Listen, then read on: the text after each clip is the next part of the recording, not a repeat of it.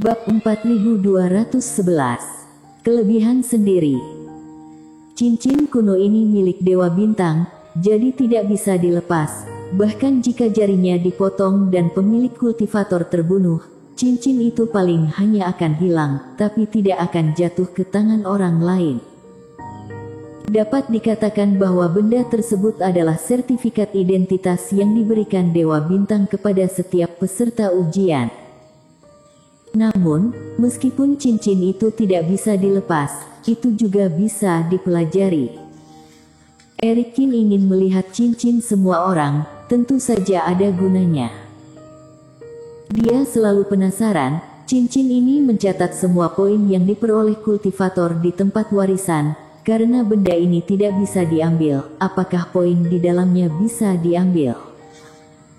Sama seperti hutan pagi kabut sebelumnya, meskipun tidak dapat sepenuhnya menangkap poin bintang dari para kultivator lain, dia dapat mengambil sebagian dari hutan.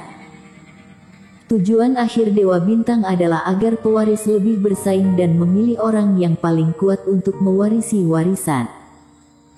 Jika poin bintang sebelumnya dapat dijarah, poin bintang secara alami seharusnya sama.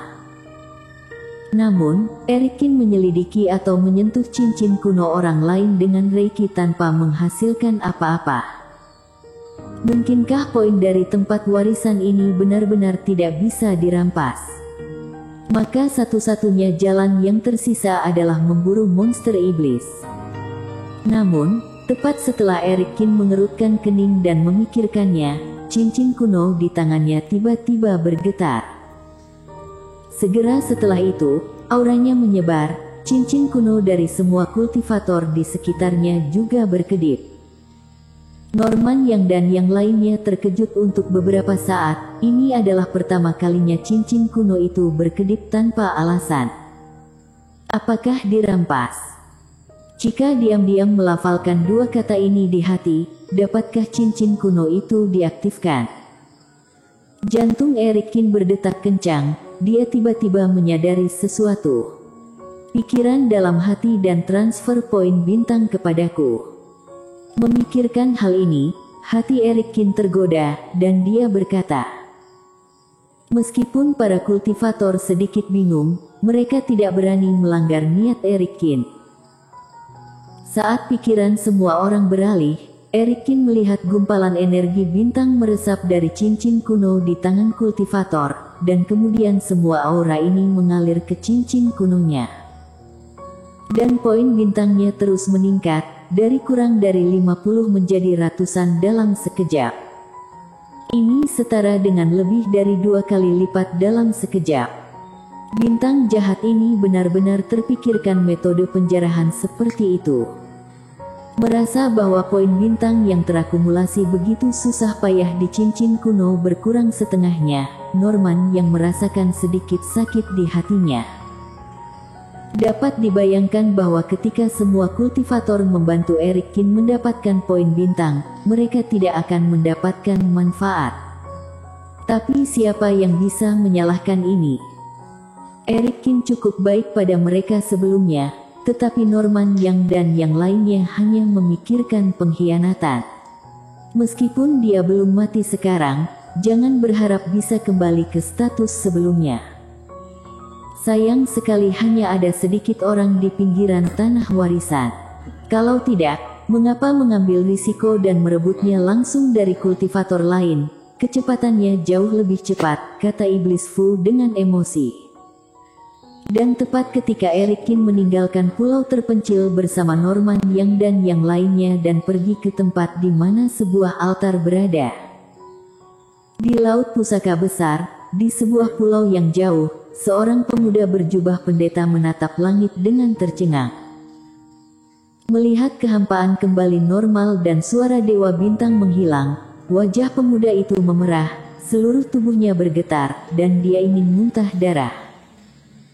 Sial, apakah kamu mempermainkan orang-orang seperti ini?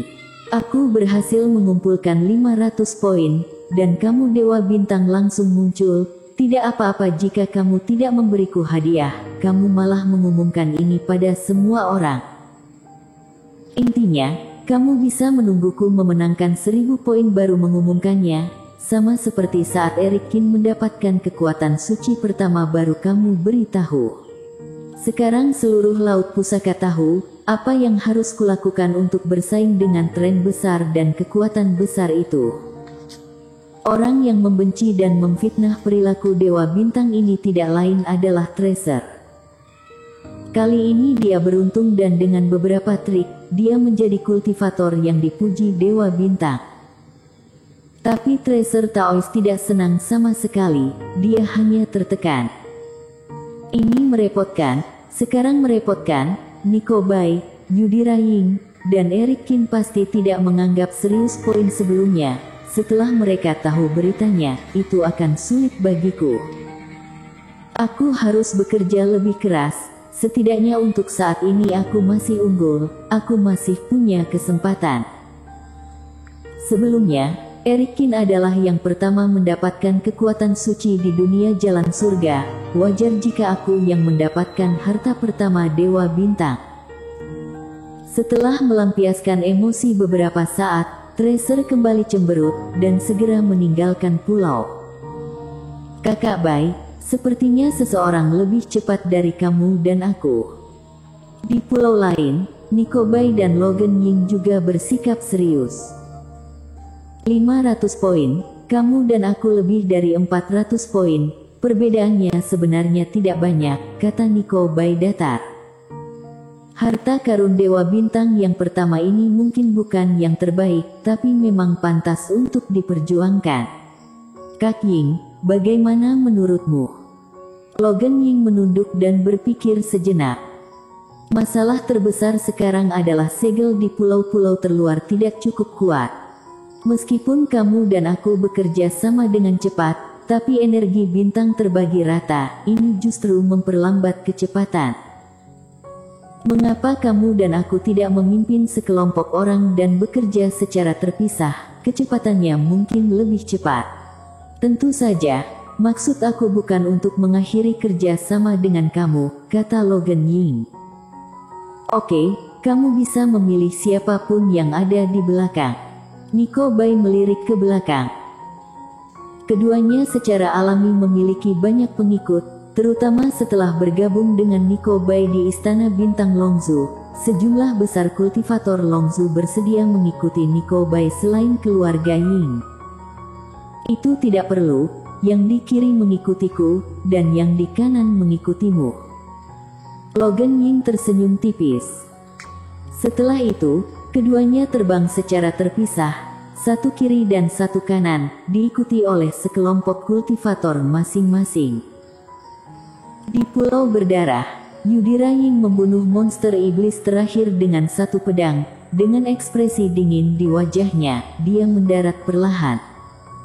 Harta karun Dewa Bintang. Benda ini seharusnya bernilai. Terakhir kali Erikin yang terkutuk mengambil posisi teratas.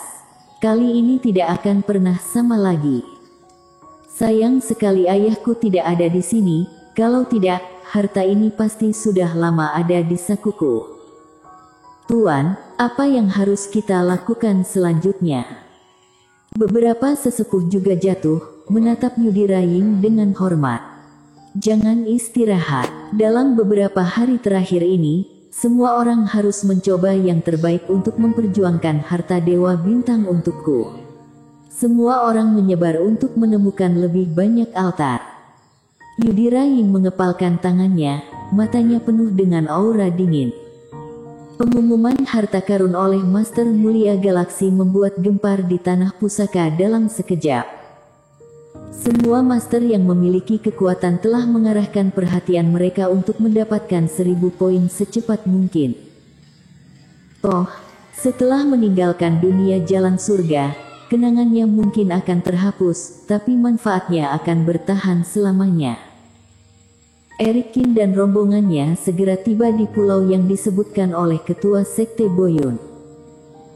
Ketua Sekte Boyun mengatakan sebelumnya bahwa altar di sini besar dan terlihat sedikit berbeda. Setelah mendarat, Erikin menemukan bahwa altar di sini tidak hanya menempati area yang lebih luas, tetapi dikelilingi oleh platform dan tangga tinggi yang lebih indah, dan patung-patung di altar tidak buram seperti sebelumnya, tetapi memiliki beberapa prototipe fitur wajah yang samar. Meskipun dia masih tidak bisa melihat penampilan spesifik orang tersebut, atau bahkan pakaiannya, itu memang lebih jelas dari yang ditemui sebelumnya. Apakah patung-patung itu berbeda hanya karena pelestarian, atau apakah itu mewakili sesuatu? Bersambung.